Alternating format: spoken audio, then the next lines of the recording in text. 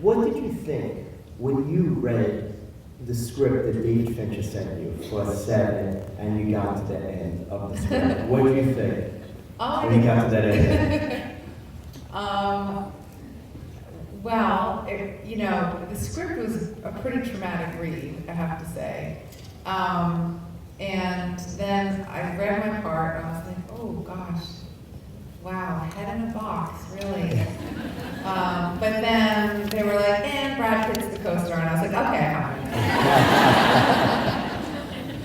I'm And tell us working with David and Brad on that film, because that film basically came out of no place. It was a huge film, and it was just hardcore. It was David Fincher's signature earlier in his career. Yeah. But tell us about that experience, because David's known to have, anybody that acts in his film says it's a great experience, but it's a tough experience. You know, I didn't have that experience at all. Really? I don't know if it was because it was really early in his career, but, you know, we did maybe 5, 6 takes, 7 takes, and now you hear stories of him doing 75 takes. That was just He has to outdo Stanley Kubrick. Oh, well, not when I was there. I nailed it, girl. 2 takes, I was done.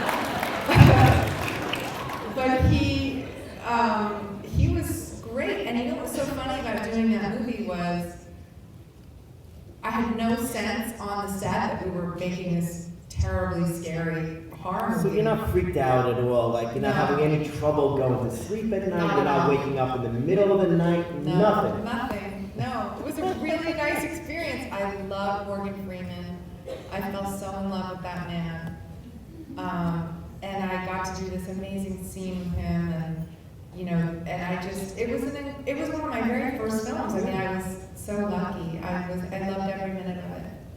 When you see the first screening of the film, are you saying to yourself, not only this is incredible, but you're saying to yourself, is this the same film that I just acted in, since you had such a relaxed experience? Yes, it felt very different. I was like, oh, right, this is the most brutal movie ever made. It did not feel that way when we were doing